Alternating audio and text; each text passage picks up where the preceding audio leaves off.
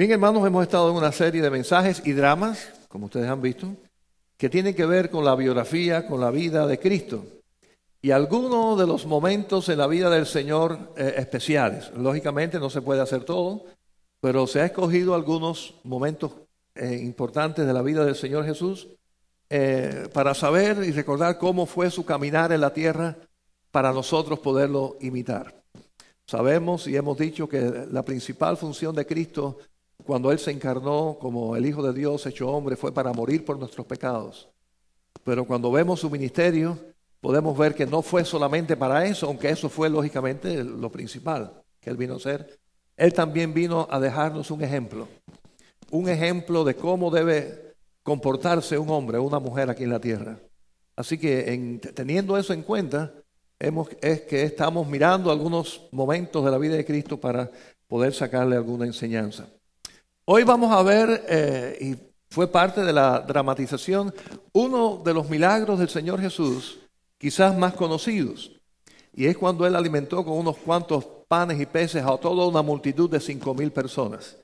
Es parte de la historia de Cristo, es parte de los evangelios, por consiguiente es cierto, es algo que ocurrió. Y ocurrió porque en las manos del creador del mundo, el que hizo todas las leyes físicas, químicas que gobiernan la tierra y el universo, para Él manejar estos elementos y hacer lo que para nosotros son milagros es fácil. Es la forma natural de Dios obrar. Y sabemos que Él de la nada hizo el mundo y hizo al ser humano de la tierra y creó los animales y las plantas. Quiere decir que este ser creador, ser superior, tiene poder para hacer cualquier cosa. Y aquí lo vemos y es una historia interesante. Así que vamos a verlos según la narra el evangelista Juan, ahí en el capítulo 6. Juan capítulo 6. Y vamos a estar mirando allí, así que mantenga marcado allí este texto, Juan capítulo 6. A modo de introducción, versículo 1 al 4. Después de esto, Jesús fue al otro lado del mar de Galilea, el de Tiberías, y le seguía gran multitud porque veían las señales que hacían los enfermos. Entonces subió Jesús a un monte y se sentó allí con sus discípulos, y estaba cerca la Pascua, la fiesta de los judíos. Así que estamos mirando al Señor que llegó a aquel lugar con sus discípulos y muchas personas le seguían, una multitud, y ya sabemos la cifra, ¿verdad? Más de 5,000 personas.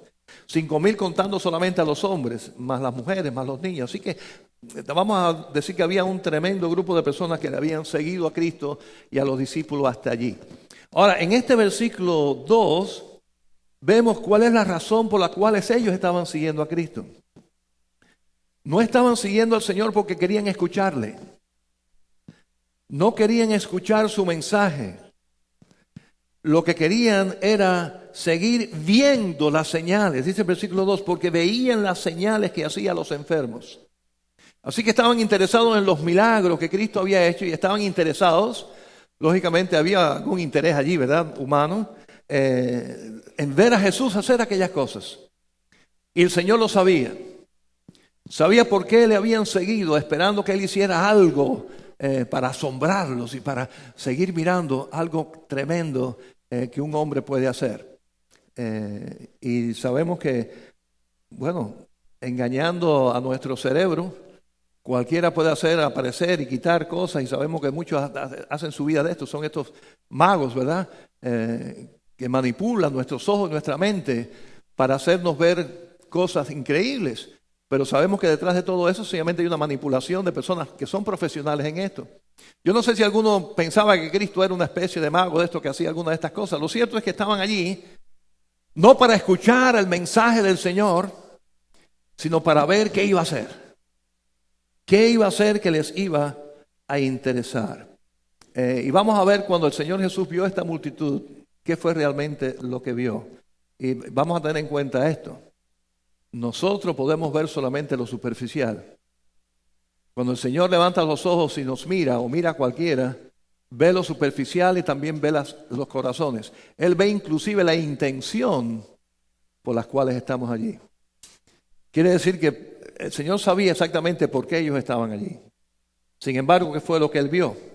¿O qué fue lo que Él sintió? Dice el versículo 5 hasta el 7. Cuando alzó Jesús los ojos y vio que había venido a él gran multitud, dijo a Felipe: ¿de dónde compraremos pan para que coman estos? Pero esto decía para probarle, porque él sabía lo que había de hacer. Felipe le respondió: 200 denarios de pan no bastarían para que cada uno de ellos tomase un poco. Así que el Señor Jesús vio la multitud y lo que vio fue una necesidad. No vio parte de la realidad, o no quiso ver, o no se fijó, no prestó la atención en ver la intención de ellos allí, que estaban por ver un show, que no quiso ver lo que iba a pasar después que él lo supo, que querían de hacer de él un líder político, un rey o solamente un profeta. Quizás también vio en ellos, algunos de ellos, que después iba, un poco de tiempo después, estar gritando: crucifícale, crucifícale, después de haberse llenado con los milagros de Cristo, o inclusive haber sido quizás uno de los que Cristo haya sanado, de los beneficiados. Todo aquello pudo haber visto el Señor, y de hecho lo vio, pero no fue en lo que puso su corazón. En lo que puso su corazón es en la necesidad. Había que darles de comer. Estaban hambrientos. Y yo creo que lo que realmente nos llama la atención de las cosas que miramos refleja quiénes somos y qué es lo que hay en nuestro corazón. Es muy probable que quizás cualquiera de nosotros podamos ver a una persona envuelta en su vicio, sucia, quizás alguien drogadicto, y alguien ve a una persona repulsiva, alguien que debe estar pagando las cosas que hizo, o decir: mira qué tremendo tipo de gente, y quiere separarse de ellos. Y otra persona viendo la misma. Lo que está mirando es una persona necesitada, esclava, por la cual Cristo también murió y que necesita ayuda. Están viendo los dos, están viendo la misma persona, pero cada uno, según la perspectiva de lo que hay en su corazón, ve cosas distintas. Uno enjuicia y separa, otro tiene misericordia y lo busca. Y vamos a decir que eso refleja los ojos, vamos a decir, del corazón. Y cuando el Señor Jesús en esta multitud levantó los ojos y vio a todas aquellas personas que estaban allí por verle hacer un milagro, lo que vio fue la necesidad espiritual y también en necesidad física. Y Dios quiera que nosotros tengamos, imitando a Cristo, tengamos esos ojos. Que cuando levantemos nuestra vista y veamos personas, no estemos para ser jueces de ellos, sino para tener misericordia de ellos. Hay una expresión que leí en un libro que nunca se me olvidó, y el autor decía: las personas actúan como actúan porque están donde están. En cuanto cambien su situación espiritual, van a actuar distinto. Por consiguiente, no nos corresponde a nosotros estar juzgando por qué actúan así, y juzgar sus actos, sino tener misericordia de ellos y estar con ellos y ayudarles a que cambien su posición, su lugar, para que actúen distinto. Y eso fue lo que el Señor vio en ellos, vio necesidad. Leía esta ilustración de una familia, de una iglesia que sobró comida del programa de Navidad, y estaban pensando: no vamos a botar esto, vamos a pensar en alguien necesitado. Y se acordaron de esa señora que visitaba la iglesia, que tenían una familia, estaban en una situación económica difícil, y dijeron: ¿cree que ella se sentirá mal, ofendida, si le llevamos toda esta comida a su casa? Y no sabían cómo presentarse allí, como que pareciera una limosna o algo así, sino cómo hacerlo. Y dijeron: bueno, vamos a llegar y preguntarle si conoce a alguien. Amor, ella misma va a decir: bueno, yo soy la necesitada. Y fueron con esa intención de ayudar a esa persona, pero cuando llegaron allí, conoce y sí, vamos. Y lo llevó a una persona más necesitada que ella. Quiere decir que efectivamente muchas personas que tienen ese espíritu, el espíritu de amor de Cristo, no es el espíritu egoísta de buscar más para sí, sino estar buscando donde hay una necesidad y poderla suplir en el nombre de Cristo. Y recordemos esto, hermanos, nosotros, la iglesia, en este momento somos las manos, los pies, la boca, los ojos de Cristo. Y nos corresponde a nosotros captar esa visión que tuvo el Señor. Un verdadero cristiano es aquel que se comporta como Cristo. Por consiguiente, una persona que sea un extremista cristiano, lo mejor que pueda haber, lo hemos dicho otras veces, porque es la persona que más quiere ser como Cristo, que más quiere amar, que más desprendido es, que menos busca por los suyos, sino por los demás. Y Cristo fue, cuando Él levantó sus ojos, eso fue lo que vio. Una necesidad. E inmediatamente probó la fe de uno de sus discípulos.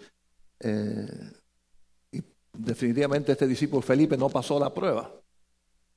Porque ¿de dónde compraremos pan para comer? Coman esto, le preguntó el Señor. ¿Qué hubiera sido la respuesta correcta de Felipe?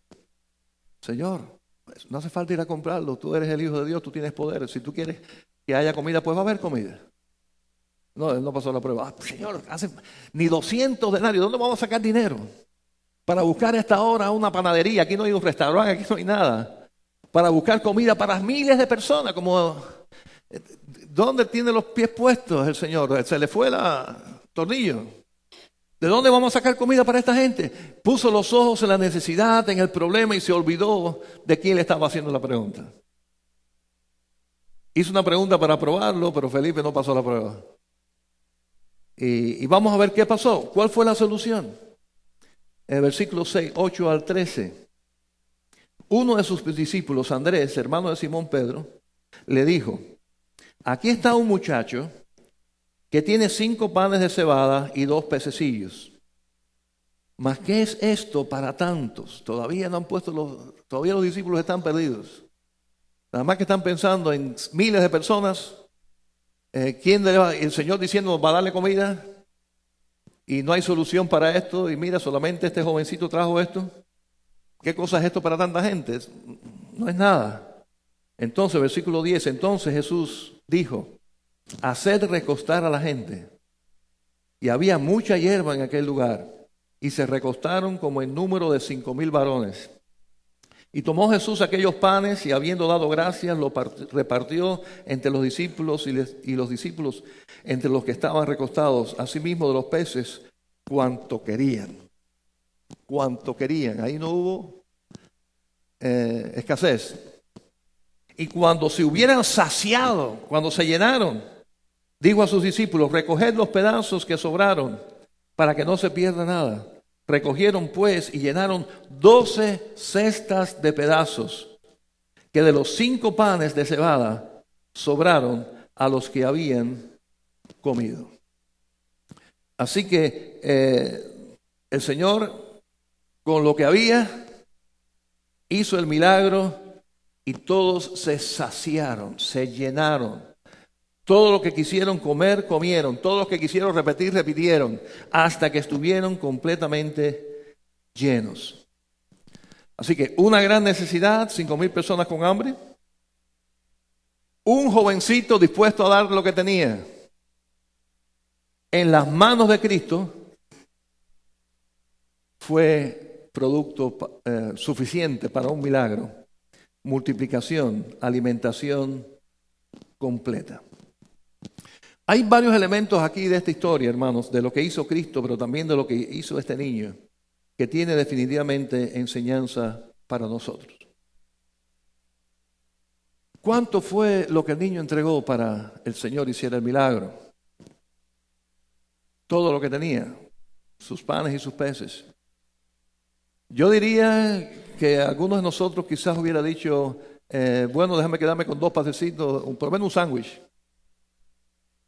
de pan y pescado para mí y el resto se lo voy a dar, ¿no? Para asegurarme. Pero lo cierto es que Él entregó todo. Todo lo que Él tenía lo puso en las manos del Señor para alimentar a 5,000 personas. ¿Y qué enseñanza vemos ahí en cuanto a la fe? En cuanto a la forma en que debemos de estar y reaccionar delante del Señor. cuando Él está dispuesto a hacer grandes cosas con pocas cosas. La enseñanza es de un buen mayordomo que da a su maestro, que da a su señor con fe lo que tiene, sabiendo que Él va a hacer grandes cosas con esto. Hay una expresión que he oído muchas veces, realmente no estoy seguro quién fue el primero que la dijo, pero nos toca a nosotros hacer lo posible para que Dios haga lo imposible. Pero hace falta hacer lo posible. Me pregunto, ¿pudo haber hecho el Señor el milagro de los panes y los peces sin necesidad de estos pececitos y estos panes? ¿Pudo haber igualmente que hizo con el agua que la convirtió en vino? ¿Pudo haber conseguido, dice, arranca hierba de ella, cogido toda la hierba esa del pasto, haberlo metido, a convertirla en pan? ¿Pudo el Señor haber hecho eso? Claro que sí, puede convertir lo que Él quiera, Él lo hizo todo. Sin embargo, en el proyecto de Dios y en el plan de Dios estuvo hacer el milagro a partir de lo que un niño entregó. A partir de alguien que estuvo dispuesto a decir, todo está en tus manos, Señor, para que tú resuelvas y hagas algo. No sabía lo que iba a hacer. Y ahí está la actitud correcta de cualquiera de nosotros con cualquier problema. Porque lo cierto es que la situación estaba bastante complicada. Humanamente hablando, se podía resolver ese problema. Humanamente hablando. Sin Cristo allí. Sin un milagro. Sin un milagro. ¿Qué se podía resolver con estos panecitos y estos peces para alimentar miles de personas? No se podía hacer absolutamente nada. Igualmente pensemos que con los recursos nuestros y con nuestros buenos deseos, los problemas que tenemos, si los queremos resolver nosotros a partir de esos recursos humanos que ya tenemos, hermanos, no vamos a ir muy lejos. Nada va a pasar. Los vicios van a seguir. El pecado va a seguir. El problema en la pareja va a seguir. El problema donde quiera que esté. Se escapa de nuestras manos. Algo tan simple como nuestro propio carácter, que a veces no podemos dominar. Y decimos cosas que después no debimos de haber dicho. Nuestras reacciones humanas. Y nosotros tratando de controlarlos y no podemos. Y decimos, esto lo heredé yo desde mi abuelito, todos han sido así. ¿Cómo cambiar esto? ¿Cómo cambiar un asunto de carácter? ¿Cómo resolver un problema? Se nos va de nuestras manos cuando queremos resolverlo nosotros. Pero lo importante y maravilloso de esta historia y la enseñanza para nosotros es que cualquier cosa que pongamos con fe en las manos del Señor tiene solución. Ocurre un milagro, ocurren cosas que para la ciencia, que para nosotros no tiene explicación, pero que Dios las puede hacer. Pero hace falta fe. Hace falta la disposición de realmente ponerlo en las manos de Dios. No una parte, completamente. Y cuando hacemos así, algo maravilloso ocurre. Y yo creo que muchos de los que estamos aquí somos testigos de que sí ocurren milagros. Y el primer gran milagro de cualquiera de los que estamos aquí, que nuestros pecados han sido perdonados, sabemos que ese fue el primer gran milagro. Que siendo nosotros pecadores y estando destituidos de la gloria de Dios, ahora podemos llamarnos hijos de Dios. Amén. Así que un pecador condenado por su pecado, ahora es hecho hijo de Dios. Podemos estar cerca de nuestro Padre Dios. Podemos hablar con Él como un hijo habla a su papá. Y todo eso es producto de un milagro. El milagro precioso de lo que hizo Dios con nosotros cuando sencillamente pusimos toda nuestra fe en Cristo Jesús. No pudo haber sido parte de la fe. No es creer esto o no creerlo. No, completamente. Lo mismo que hizo el niño con sus panes y peces. Toda la fe solamente en Cristo Jesús. Y antes posiblemente tenía la fe repartida en muchas cosas, en algún santo, en alguna religión, en mí mismo. Yo soy muy capaz, yo puedo hacerlo, yo sí se puede, yo puedo.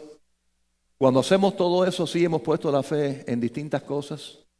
Ahora, toda la fe en Cristo, quitárselas. Me la quito a mí, se la quito a la religión, se la quito a aquel santico, se la quito a quien sea. Se lo voy quitando a toda esa gente, se la quité, no dejé nada para nadie y se puse toda la fe solamente en Cristo Jesús. Tú eres el que moriste por mí, tú eres el Hijo de Dios, tú eres el que resucitaste. Toda la fe, y aquí está mi problema, aquí está mi situación. Soy pecador, estoy condenado, estoy agarrado en este vicio. Tengo este grave problema y no sé cómo salir de él. Pero toda la fe está puesta en ti. Yo confío en ti. Hermanos, y cuando hacemos eso, ocurre. ¿Saben por qué ocurre? Porque el mismo Jesús que estuvo allí es el mismo Jesús que está con nosotros hoy aquí. Yo estoy con vosotros todos los días hasta el fin del mundo. ¿Palabras de quién fueron esas? ¿Palabras de quién fueron esas? De Jesucristo. ¿Es Cristo mentiroso? ¿Él exageró? No, Él es Dios, Él no miente. Así que Él sí está aquí, Él está con nosotros. Los mismos milagros que hizo en aquella ocasión cuando estuvo físicamente con nosotros, los sigue haciendo porque Él no ha cambiado, Él no cambia ni Él cambiará. Lo que hace falta es personas como aquel niño, que le entreguen todo a Él, su vida. Aquí está, Señor, resuelve todo el problema. Ya yo no sé qué hacer. Aquí está, yo creo en ti, creo en tu poder, creo que lo puedes hacer. Creo que lo has hecho y creo que lo harás también en mí. Así que desde lo más cotidiano de la vida hasta lo más trascendental, como es la misma salvación del hombre, la solución es el poder de Cristo. Cuando entregamos a Él el problema, completamente a Él y esperando en Él, sabiendo que Él va como Padre amante y como un Padre todopoderoso resolver cualquier problema. Déjeme decirle, hay muchas personas dispuestas a ayudarnos, empezando por nuestra propia familia, pero ninguno de ellos es Dios para poder resolver los problemas. Así que la buena intención no es suficiente. Tenemos que ir donde hay la buena intención y donde hay el poder. Amén. La buena intención la tiene Cristo.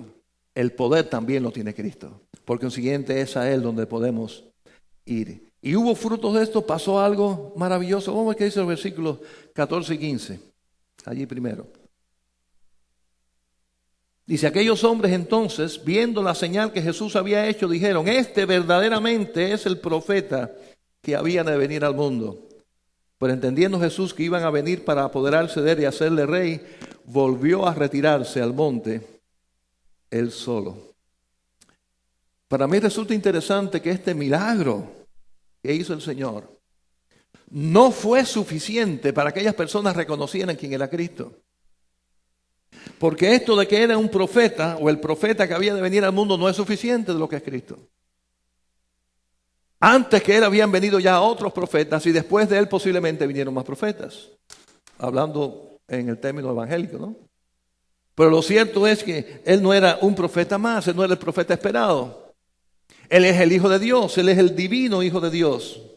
Y lo que ellos vieron los convenció de que Cristo era profeta, pero no que era el Hijo de Dios que venía a morir por ellos.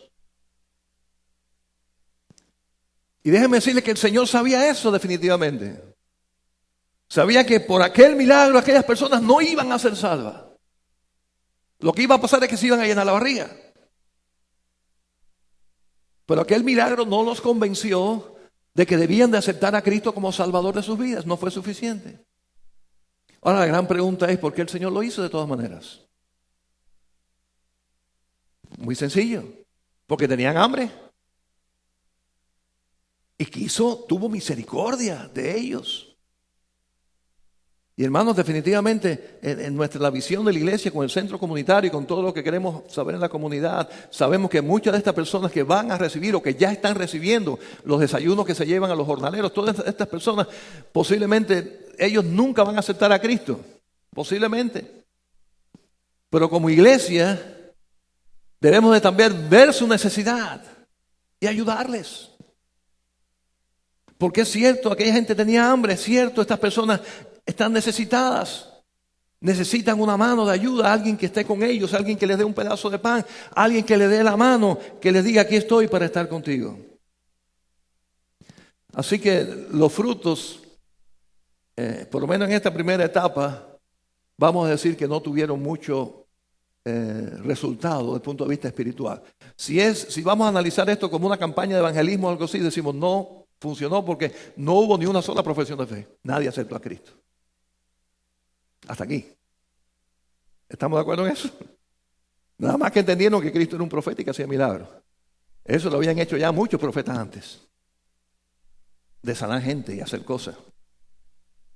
Pero hacía falta algo más. Vamos a seguir leyendo. Vamos a saltar al 24.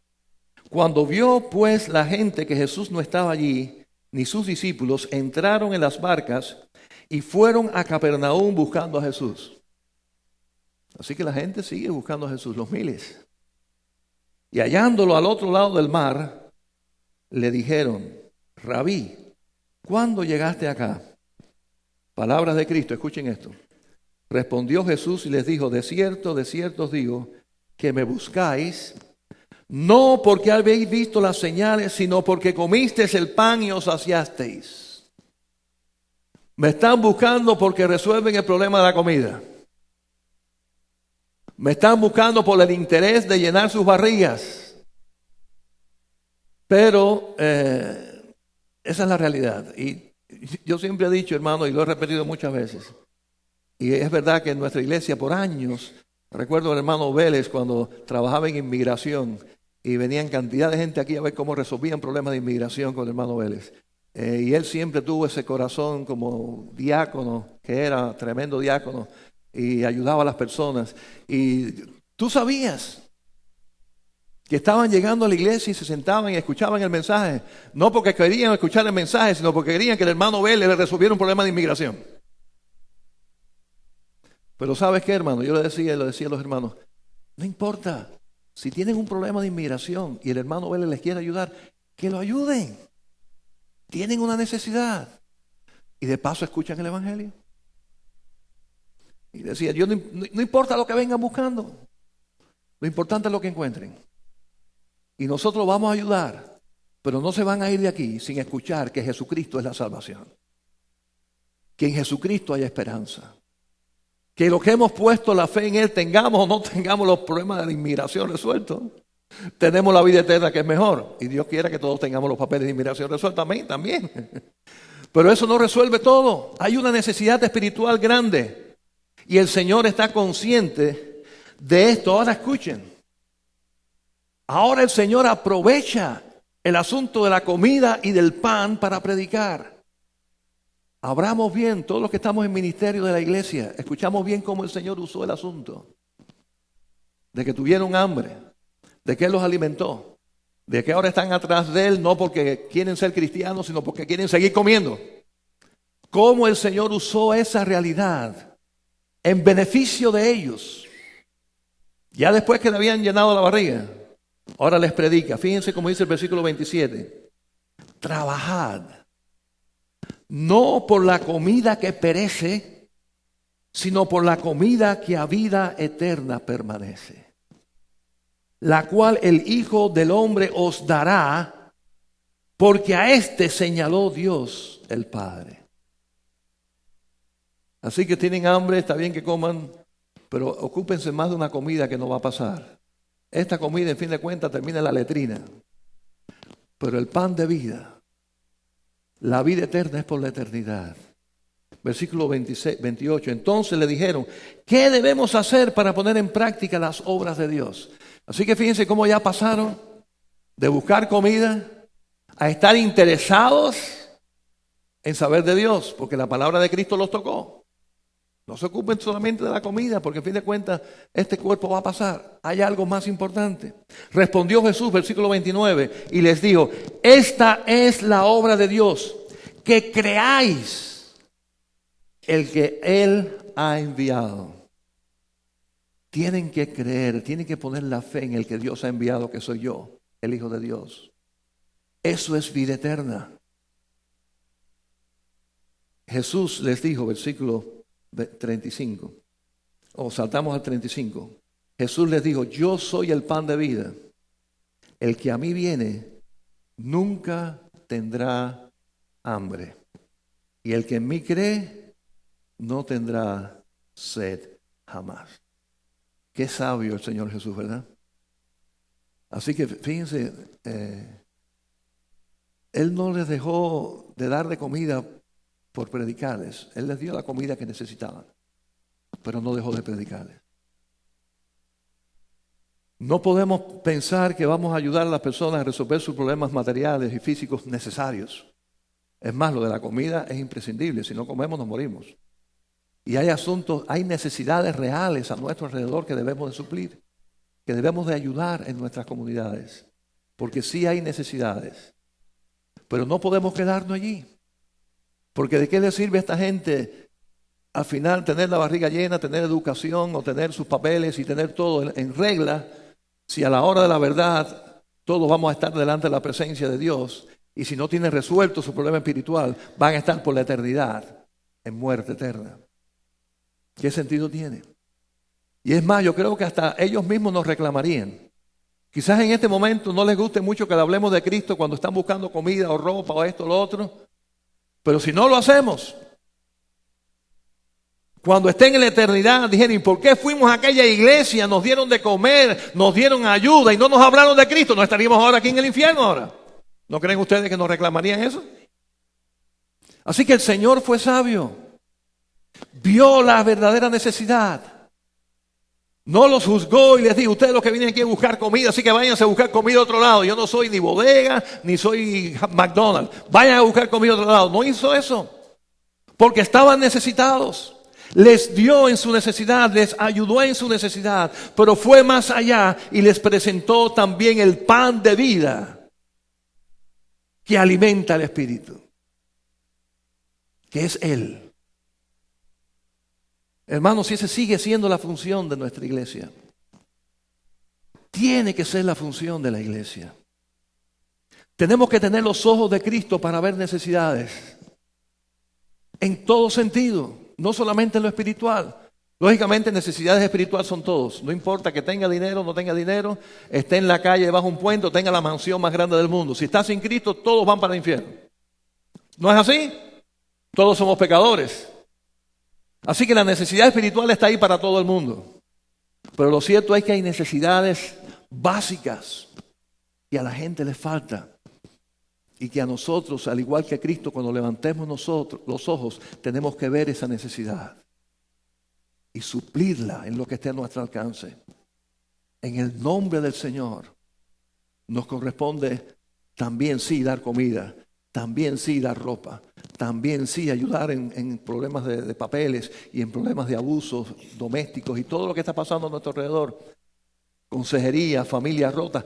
Hay muchos problemas que cuando nosotros levantamos los ojos al mundo debemos de verlos como hizo Cristo y en el nombre del Señor ir a esas necesidades y tocar esa necesidad y resolver y ayudar como iglesia como el Señor hizo, pero al mismo tiempo reconocer que la mayor de las necesidades es espiritual.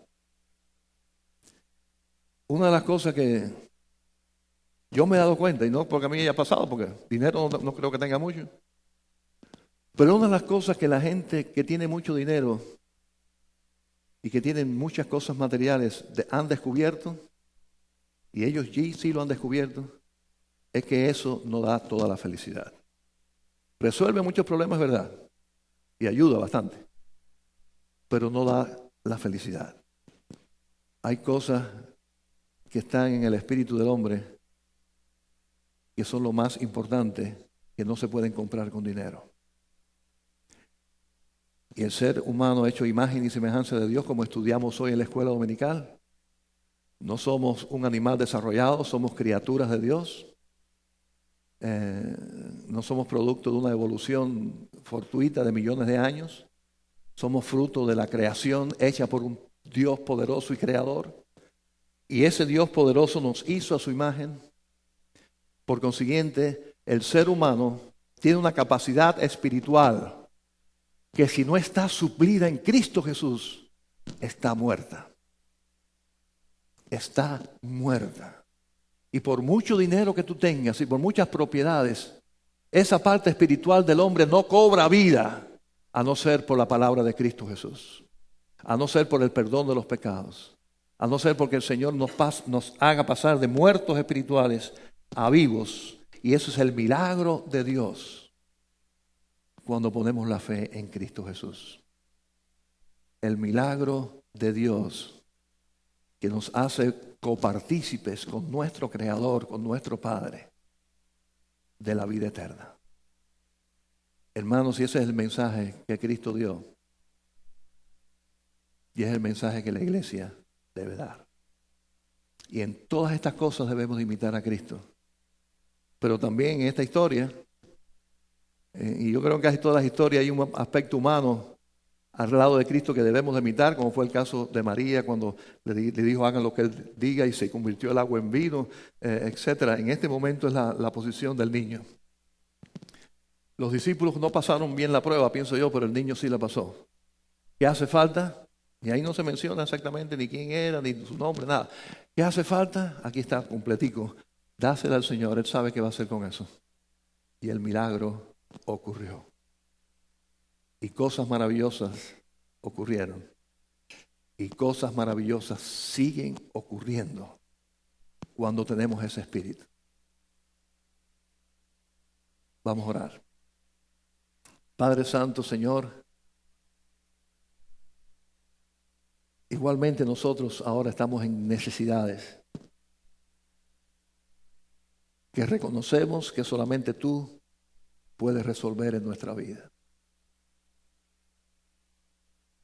La primera gran necesidad es reconocer y saber que todos nuestros pecados hayan sido perdonados de una vez y para siempre. Vivir en la confianza y en la seguridad de que nuestro nombre está escrito en el libro de la vida. Tener la paz de que somos tus hijos y que nada ni nadie nos puede arrebatar de tus manos. Esa necesidad solamente se puede hacer realidad si tú haces el milagro en nuestra vida de perdonarnos y limpiarnos para siempre y darnos una nueva vida en ti. Para eso queremos tener la fe del niño y queremos decirte en esta hora, Señor Jesús, aquí está mi vida, aquí está mi fe, todo es para ti. Haz el milagro. Haz el milagro, Señor.